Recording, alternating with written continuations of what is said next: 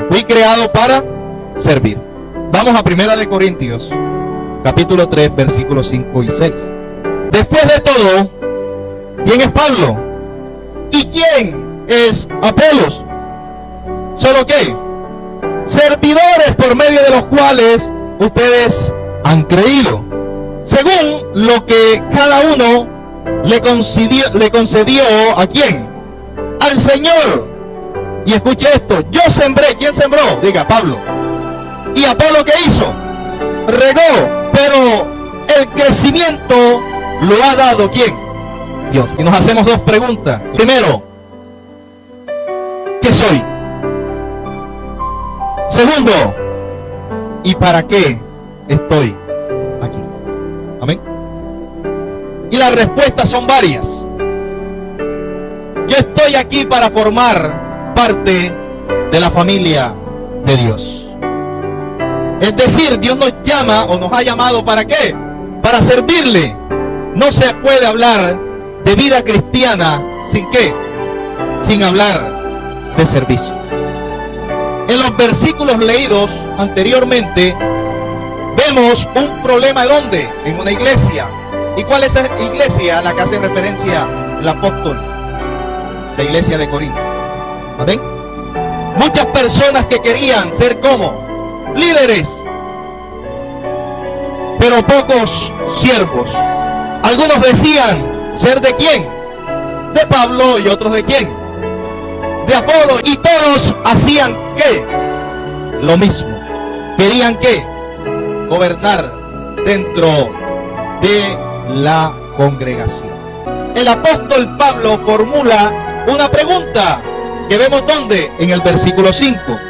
Y él se pregunta: ¿quién es Pablo? Y la respuesta que él mismo da es esta: un servidor ¿de quién? De Cristo.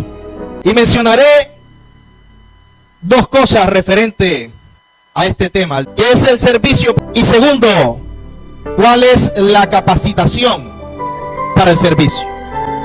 Así que vamos a ver qué es el servicio. La palabra siervo tiene significado a aquel que ¿qué?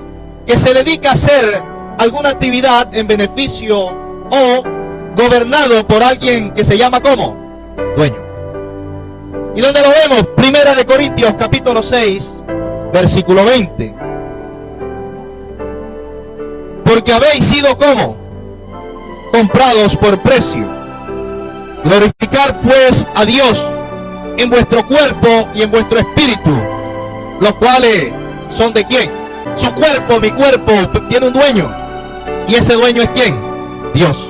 ¿Por qué? Porque Él nos compró a precio. ¿A precio de qué? De sangre. ¿A través de quién? De su Hijo Jesucristo. O sea, usted tiene un dueño.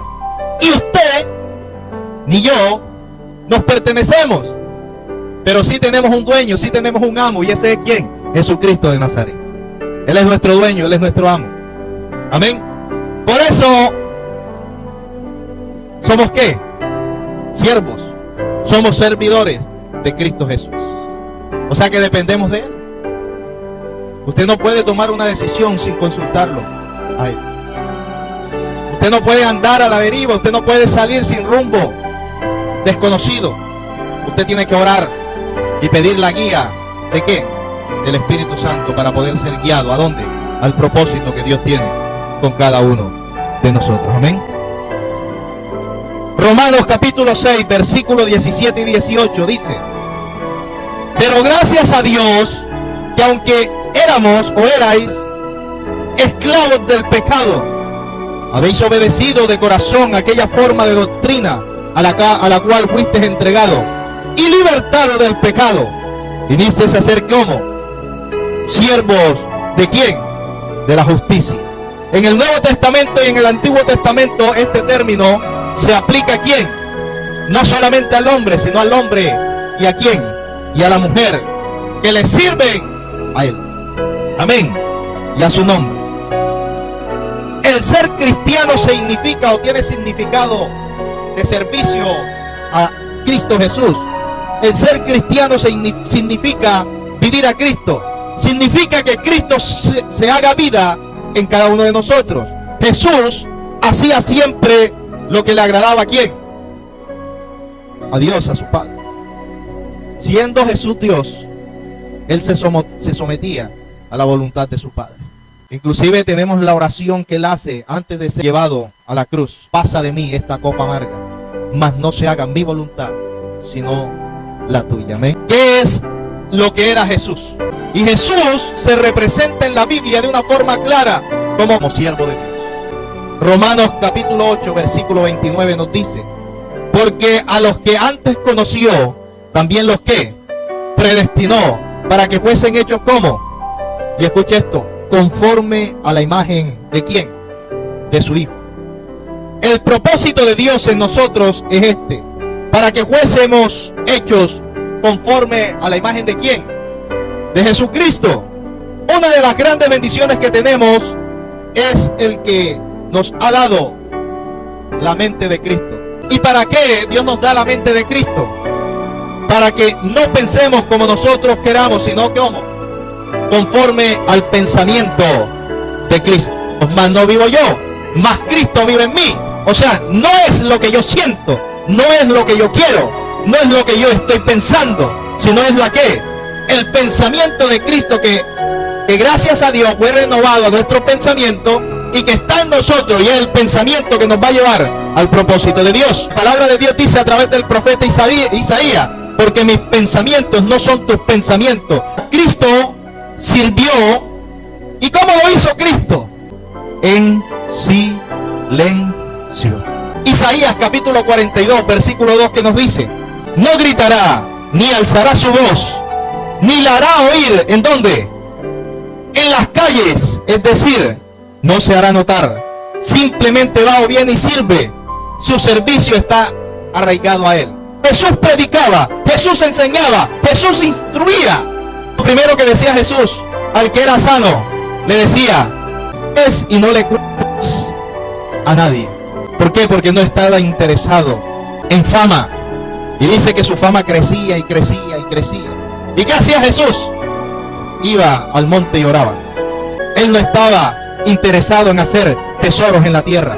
Hoy predicamos en la calle, pero ¿cómo lo hacemos? Con mucha bulla para que nos vean predicar. Utilizamos las redes sociales para que nos vean predicar. El más usado, el más ungido, el que más sana. Hermano, usted quiere ver un milagro de verdad, traiga un mocho, traiga a alguien que no tenga un pie, hermano, que haya tenido un accidente, o alguien que tenga la mano seca, y tráigalo, y que ese que hizo ese milagro, ese truco, le restaure la mano, como Jesús lo hizo con el hombre de la mano seca. Como Jesús levantaba un muerto de un ataúd. Esos son milagros. Pero yo no le puedo llamar milagro un dolor de cabeza que se puede quitar con pastillas. Yo no le puedo llamar milagro a lo que es posible para el hombre.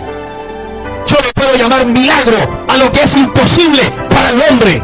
Porque ese es el Dios que yo predico. Porque lo que es imposible para el hombre es posible para Dios. Aquel que hayan desahuciado en una clínica que está apartado y no haya esperanza para él, pero que se ha levantado, se ha sanado, se ha curado, ese es un milagro. Mateo capítulo 20, versículos 27 y 28. Y el que quiera ser el primero entre vosotros, sea como vuestro siervo. Como el Hijo del Hombre no vino para qué, para ser servido, sino para qué, para servir y para dar su vida en rescate. ¿Por quién? No por uno, no por dos, sino por muchos. Es un servicio de fidelidad absoluta. Y lo vemos en Juan capítulo 8, versículo 50. Yo no busco mi propia gloria. Cristo sirve con una lealtad total. Juan capítulo 15, versículo 10. Si guardaréis mis mandamientos, permaneceréis en mi amor, así como yo he guardado los mandamientos de mi Padre y permanezco en su amor. Algo más, en Juan capítulo 8, versículo 28 y 29. Les dijo pues Jesús: cuando hayáis levantado al Hijo del Hombre, entonces conoceréis que yo soy, y que nada hago por mí mismo, sino que según me enseñó el Padre, así hablo, porque el que me envió conmigo está. No me ha dejado solo el Padre, pero yo hago siempre lo que le agrada. Cristo tuvo un tiempo de ministerio en este mundo, de acuerdo al tiempo de Dios. Gálatas capítulo 4, versículo 4 al 5, ¿qué nos dice? Pero cuando vino el cumplimiento del tiempo, Dios envió ¿a quién? A su Hijo, nacido de mujer y nacido bajo la ley, para que redimiese a los que estaban bajo la ley, a fin de que recibiéramos la adopción ¿de quién? De su Hijo. Después de su bautismo, Jesús sirve durante 3 años. Luego Jesús llega al final de su servicio. ¿Y qué hace Jesús cuando finaliza su ministerio? Jesús llega al final de su servicio y da cuentas ¿a quién? A Dios del servicio. ¿Y dónde lo vemos? Juan capítulo 17, versículo 4. Yo te he glorificado ¿en dónde? En la tierra. Y miren lo que dice: he acabado la obra que me diste que hiciese. Jesús es enviado por Dios a este mundo con un ministerio de 3 años. ¿En dónde? En esta tierra. Pero algo que hace Jesús es como que Él termina lo que Dios lo mandó a hacer. Y mi pregunta en esta mañana es: ¿usted ha comenzado a hacer lo que Dios mandó o demanda que haga en este mundo? Unos parten y aún no han comenzado su ministerio. Jesús comenzó y terminó y entregó cuentas a Dios de su ministerio. Qué hermoso es servirle al Señor en su juventud, dar lo mejor de usted, sus fuerzas. Y qué hermoso es que usted llegue a una vejez y usted diga: he peleado la buena batalla de la fe, he terminado mi ministerio, Señor, aquí estoy. Segundo punto, hermanos, ¿cuál es la capacitación para el servicio? Dios nos ha dado recursos para la edificación del cuerpo de acuerdo al servicio de Cristo. En primer lugar, Dios ha dado ¿qué? Diga conmigo, dones. ¿A quiénes le ha dado dones Dios? Diga, a los creyentes. Y estos dones los da, ¿por qué? Porque Él quiere. Él es soberano. Primera de Corintios capítulo 12, versículo 11 nos dice: pero todas estas cosas las hace uno y el mismo Espíritu, repartiendo a cada uno en particular como Él quiere. Por lo tanto, tienes que cumplir tu ministerio con el don que Dios te dio. Vamos a Efesios capítulo 4, versículo 7. Pero a cada uno de nosotros fue dada la gracia conforme a la medida del don de Cristo. ¿Y qué nos dice Efesios capítulo 4, versículo 8 al 12? Por lo cual dice: subiendo a lo alto, llevó cautivo la cautividad y dio dones a los hombres. Y eso de que subió, ¿qué es? Sino que también había descendido primero a la parte más baja de la tierra. El que descendió es el mismo que también subió por encima de los cielos para llenarlo todo. Y Él mismo constituyó a unos como apóstoles, a otros profetas, a otros evangelistas, a otros pastores y maestros, a fin de perfeccionar a los santos para la obra del ministerio, para la edificación del cuerpo de Cristo. Estos dones son ¿para qué? Para la iglesia y de la iglesia. Ejemplo, el apóstol Pablo le dice a Timoteo en segunda de Timoteo capítulo 4 versículo 5, ¿qué le dice? Pero tú sé sobrio en todo, soporta las aflicciones, haz obra ¿de qué? De evangelista. Ahora, los dones que te capacitan no son dados ¿para qué? Para provecho personal, sino ¿para qué? Para el servicio al Señor. Primera de Pedro capítulo 4 versículo 10 al 11. Cada uno según el don que ha recibido, ministrelo a los otros como buenos administradores de la ¿qué? Multiforme gracia de Dios. Si alguno hable conforme a ¿qué? Y escuche esto: si alguno habla, hágalo conforme a la palabra de Dios. Si alguno ministra, ministre conforme al poder que Dios da, pero que en todo sea Dios glorificado por Jesucristo, a quien pertenece la gloria y el imperio por los siglos de los siglos. Dios nos ha dotado de dones. Dios dice, yo entregué dones.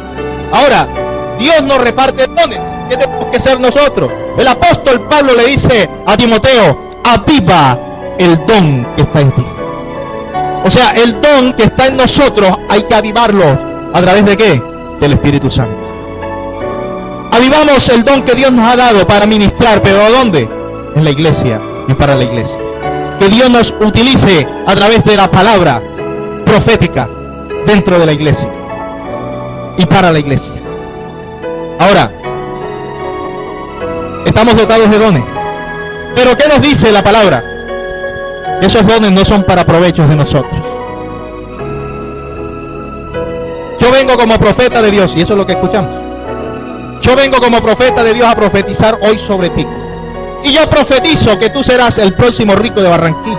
Yo profetizo que en 5 días vas a tener tu auto. Yo profetizo que en 3 días tendrán unas llaves de tu auto, de tu casa. Yo profetizo que los cielos se van a abrir, hermano. Los cielos fueron abiertos. Jesús murió. ¿Y qué fue lo primero que sucedió en el templo? Dice que el velo fue rasgado. Y que los cielos están abiertos. ¿Gracias a quién? A Jesús. Toman los dones. ¿Para qué? Para provechos propios. Y usted los ve, hermano, y es lo que en mejores camionetas andan. Mejores fincas, mejores casas. ¿Y cómo están sus ovejas? ¿Cómo están las ovejas?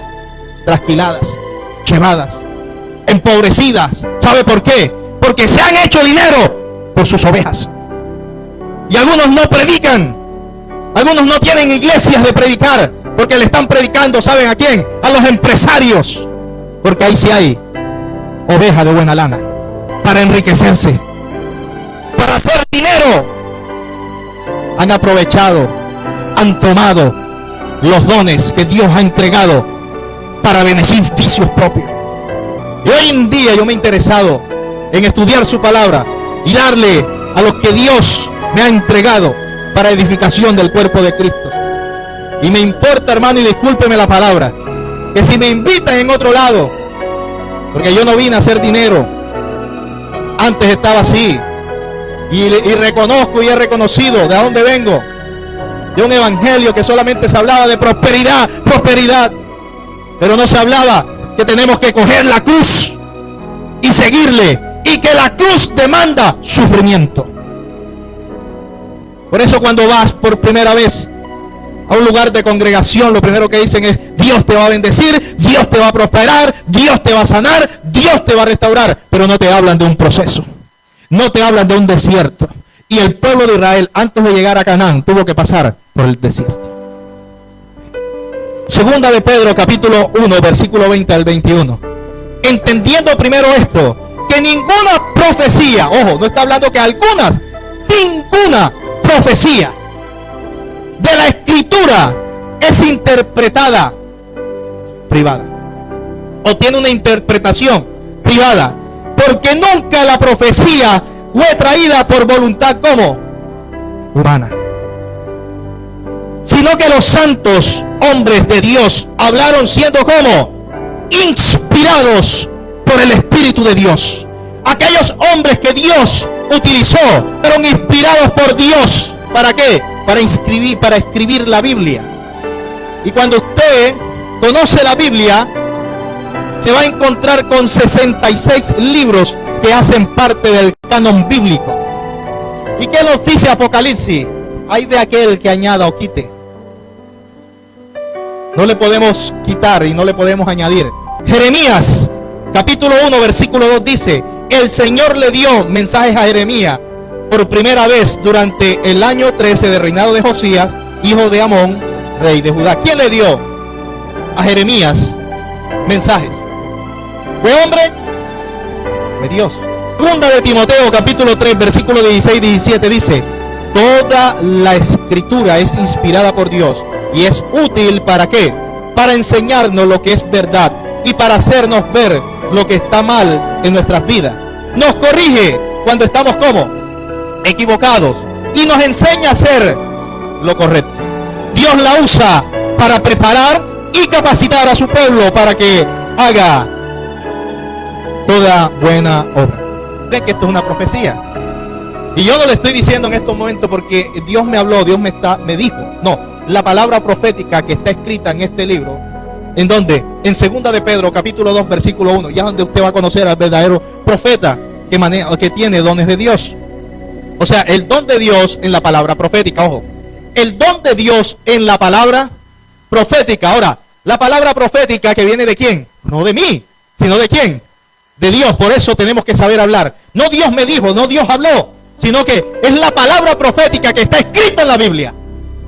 ¿Quiere una palabra profética? Escuche esto. 2 de Pedro, capítulo 2, versículo 1. En Israel también hubo como falsos profetas, tal como que, aquí viene la palabra profética, lo que nos dice, tal como habrán falsos maestros entre quién, entre ustedes. Está hablando que de futuro.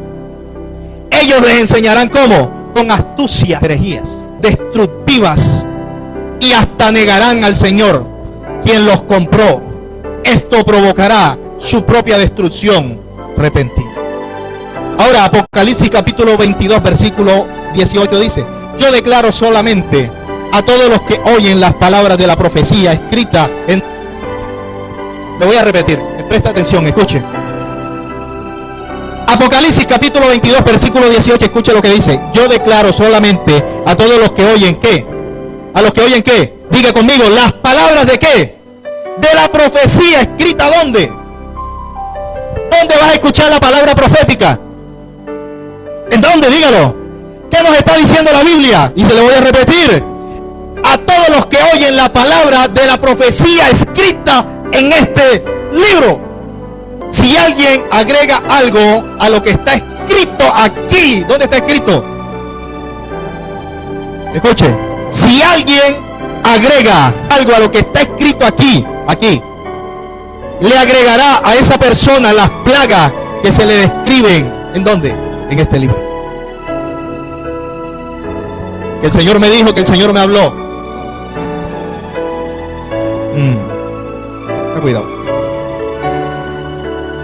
Para mí es una falta de respeto, y se lo digo, hermano. Para mí es una falta de respeto. Yo no lo hago. De yo ir donde una persona que tiene una comunión con Dios a decirle: Dios me habló, Dios me dijo. Y a mí se me han acercado, inclusive hoy no están aquí. Y el problema más grande que tiene el ser humano es que el ser humano no reconoce. Desde Adán y Eva. Eva no reconoció de que ella tuvo la culpa, le echó la culpa a la serpiente. Adán no reconoció, le echó la culpa ¿a quién? A Dios. Caín no reconoció que había matado a Abel. Ese es el problema del ser humano, no reconocer ante Dios. Y cada rato me envían mensajes, hermano. Esas personas que se me han acercado a decirme: pastor, que yo soy profeta. Y el Señor me ha mostrado, el Señor me ha revelado. Pastor, métase en ayuno, métase. Santo Dios, hermano. Qué falta de respeto, hermano.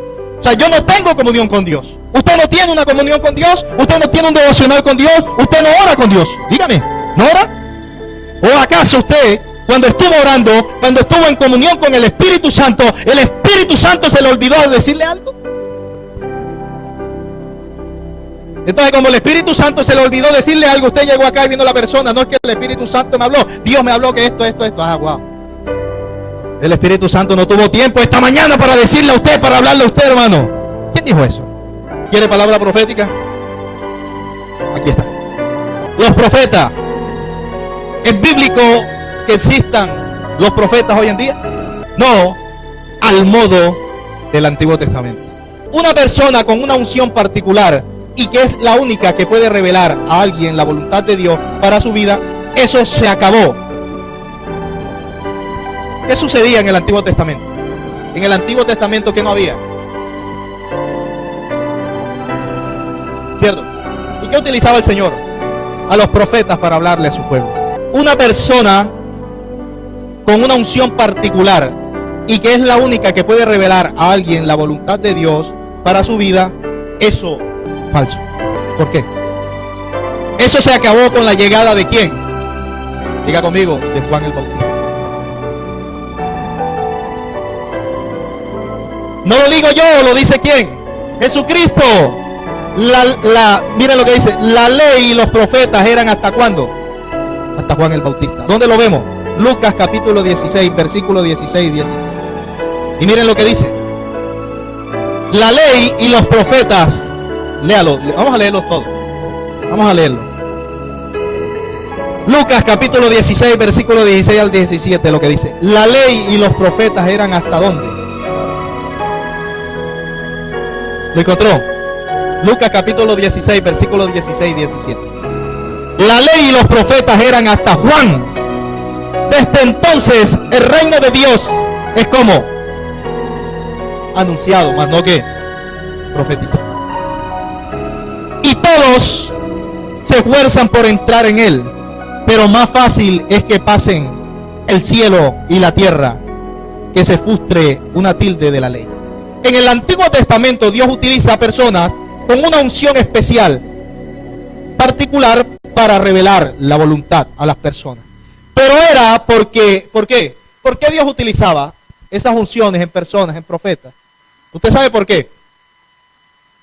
Porque aún no había llegado el Espíritu Santo de Dios. ¿Cuántos tienen al Espíritu Santo de Dios? ¿Y para qué es el Espíritu Santo? Lo que pasa es que solamente hoy oramos es Padre, Padre, dame, Padre, dame, Padre, dame. Y nos olvidamos que vino a ser Cristo, que hizo Cristo. Y también nos olvidamos de ¿quién? Del Espíritu Santo. Y hoy en día le damos más prioridad al hombre que al Espíritu Santo. Dios utiliza al Espíritu Santo por el cual Él se revela. O sea, Dios no le va a revelar a través del Espíritu Santo, sino que va a utilizar al hombre. Entonces, ¿para qué es el Espíritu Santo? Dice en Pentecostés, el Espíritu de Dios es derramado sobre toda carne. Hechos capítulo 2, versículo 1 y 4, al 4. Cuando llegó el día de Pentecostés, estaban ¿cómo? Estaban todos unánimes juntos, y de repente vino del cielo un estruendo como de un viento recio que soplaba, el cual llenó toda la casa donde estaban sentados, y se les aparecieron lenguas repartidas como de fuego, asentándose sobre cada uno de ellos, y fueron todos llenos del Espíritu Santo. ¿Y comenzaron a qué? A hablar en otras lenguas, según el Espíritu les daba que hablasen. La facultad profética sería habilitada para todos los creyentes. Jesús dijo que sería el Espíritu Santo quien ¿qué? Nos enseñaría y nos revelaría todas las cosas. Amén. ¿Dónde lo vemos? Juan capítulo 14, versículo 25 y 26. Os he dicho estas cosas estando con vosotros, mas, escuche lo que dice, más el Consolador, el Espíritu Santo, a quien el Padre enviará en mi nombre, Él os enseñará todas las cosas y os recordará todo lo que, ¿qué? Lo que os he dicho. Amén. La Biblia dice, y escuche esto, cuando usted tiene una necesidad, cuando usted tiene un problema, la Biblia no le dice vaya y busque a los profetas, vaya y busque a los apóstoles, vaya y busque a los maestros, vaya y busque al pastor, vaya y busque. ¿Sabe qué dice la Biblia? Y cerrada la puerta de tu aposento, quien ve en los secretos recompensará en público. ¿Quién ve qué? ¿Y quién es el que ve en los secretos? ¿Quién es el que está con usted? El que mora en usted, ¿quién es? El Espíritu Santo, hermano. Utiliza el Espíritu Santo. Utiliza el Espíritu Santo. El Espíritu Santo está en usted. Y usted va a Él. Usted ora a Él. Cierra la puerta del aposento. Y le ora a Él. Clama a Él. Y a través del Espíritu Santo viene la revelación de la palabra profética o la palabra de Dios a usted. Porque es el Espíritu quien la vivifica, le da vida a la palabra de Dios. Amén. Entonces, y cerrada la puerta, tú solo, no tienes que buscar a otra persona como han enseñado por ahí. Que donde hay 2 o 3 congregados, ahí está el Espíritu Santo. No, eso es de la disciplina eclesial. Usted solo lo puede hacer. Ejemplo de personas capacitadas. Filipenses capítulo 3, versículo 17. Hermanos, sed imitadores de mí y mirad a los que así se conducen según el ejemplo que tenéis en nosotros. ¿Qué imitamos? ¿Qué imitamos en Cristo? Su fe. ¿Y cómo imitamos la fe de Cristo? Nos dice Santiago capítulo 2, versículo 17. Así también la fe, si no tiene obras, es muerta. Imitamos la fe de Cristo, pero ¿a través de qué? De las obras, porque la fe sin obra es muerta. Amén. Usted tiene fe en lo que Dios ha dicho. Amén. ¿Tiene fe en lo que Dios ha dicho a su vida? ¿Usted cree en lo que Dios ha dicho en su vida a través de su palabra? ¿Usted cree en la palabra profética que Dios ha dado? ¿Usted cree, usted espera en el Señor?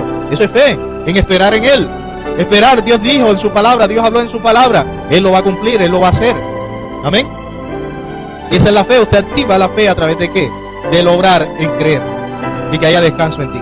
Si tú tienes descanso, estás creyendo. Y si tú estás creyendo, es porque tienes ¿qué? Fe. Dios nos capacita por medio de ¿qué? De la palabra. Salmos capítulo 119, versículo 105. Lámpara es a mis pies tu palabra y lumbrera a mi camino. Por eso es necesario la Biblia. ¿En dónde? En el púlpito. La que es lumbrera a nuestro camino, la que es lámpara y lumbrera, es la palabra de Dios, no mi palabra. Porque la que trae bendición es su palabra, no mi palabra. Es la palabra del Señor. Y necesitamos urgentemente la Biblia en los púlpitos. La única forma de conocer a Dios es a través de la Biblia. La única revelación de Dios es a través de ¿cómo? ¿Cómo se revela Dios a nosotros?